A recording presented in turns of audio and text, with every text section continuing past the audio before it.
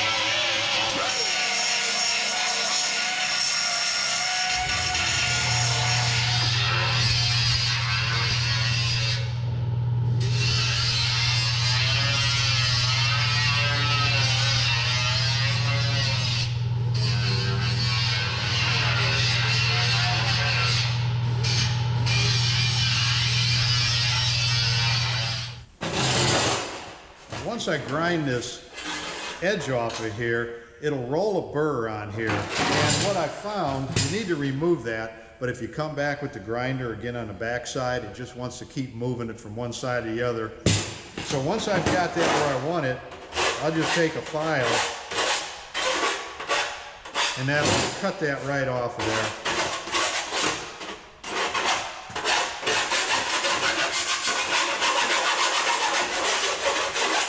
You don't want to leave that on there because that'll give you a little bit of an increase in the thickness of this. It'll hold that up from the bottom panel. So just make sure that's cleaned off of there. It's like a knife edge now. And the front part of the fender, which is going to be the bottom panel, if you can see, there's all my relief cuts in here, wherever there's a corner. And up here it's curved, so there's a couple cut in there. And you can probably see the offset in there. All my holes are pre-drilled. Another reason for grinding this after you test fit it, putting your screws in, when you drill these holes and put the screws in there, it'll put little ridges on the metal, little burrs on there, so that cleans that off again too, so you get a nice clean surface. And this, you don't have to worry about cleaning the back side because it's not a glue surface. And I've got my patch ready to glue on here. So next thing, I'll get my glue and we'll talk about that and then get it glued up. Okay, for this project, I'm using Lord Fuser 108B. Now they're not a sponsor. I had to buy this myself. But this is, I think, the only glue I've ever used all the years I've been doing this. And I said before, I've never had any issues. And maybe it's because of the glue I've never had issues. But it's a good product. Maybe in the future, I may get some different products, different brands, and glue up some stuff and destroy them and see if there's a comparison between one and another. But for right now, this is what I'm going with. First thing you're going to do, once we take this cap off, once it gets put in the gun, we want to make sure it's coming out of the tube, both sides evenly, so there's no obstruction or a hardened up spot in there. So I'm going to put it in the gun. Okay, you can see both parts are coming up. So I'm going to put the tip on.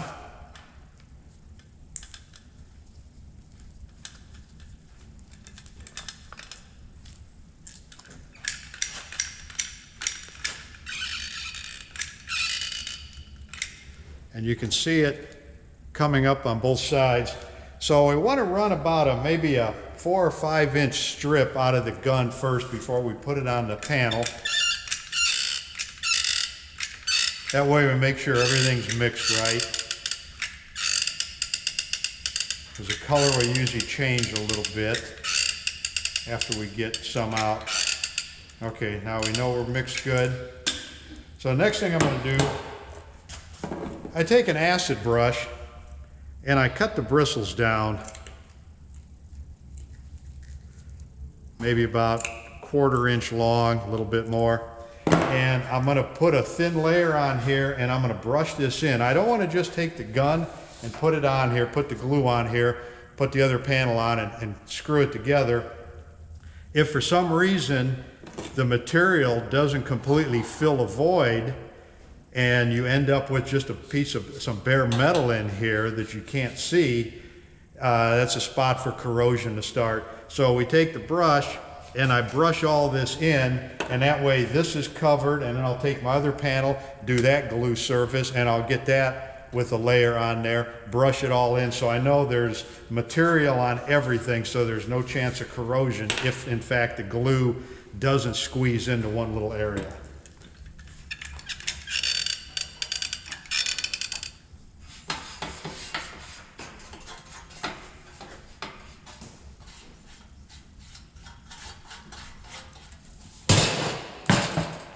And I'll do the same with the back side of this section.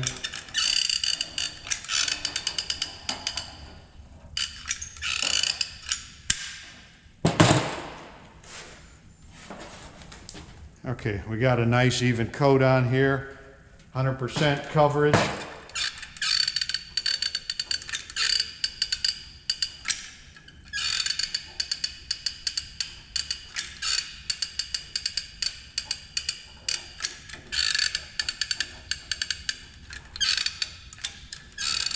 Now I've got a good layer on here and I want to fill in all those relief cuts.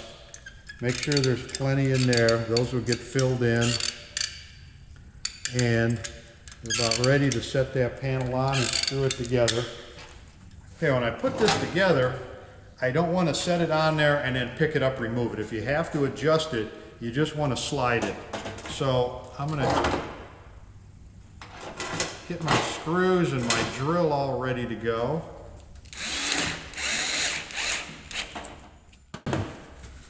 And I found out that if you leave that glue on there and just put the screws right over it, you won't get these screws out.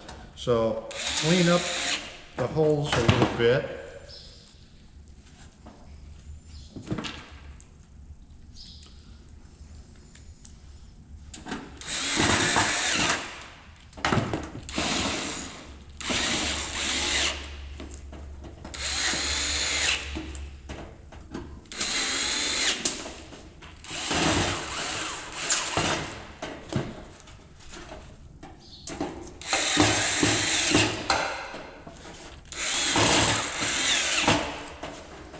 And I want to clean up the excess before it hardens up. Get most of that off of there. You don't want to use any solvent on here, just use a clean rag. Solvents may interact with the adhesive. It squeezed everything together nice and tight. You could actually see when those screws went in how it squeezed it out of there. So we're good there. I'm going to get this patch glued in. Put our thin coat on here to make sure everything's covered. I'll do the same with the patch panel. I'll lay my bead of adhesive on here.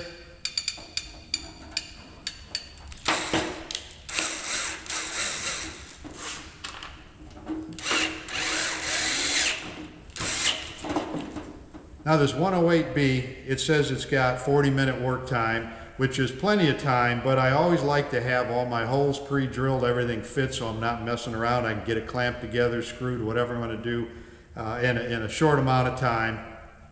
It says 2 hours of clamp time, so in 2 hours I could take all these screws out, and it says 4 hours of cure time. I like to just leave it sit overnight if I can. So the next video, I'm going to solder my patch on over here, and then we're going to destroy this fender and see how it all holds up. So anyway, if you like this video, give me a thumbs up, hit that subscribe button, and thanks for watching.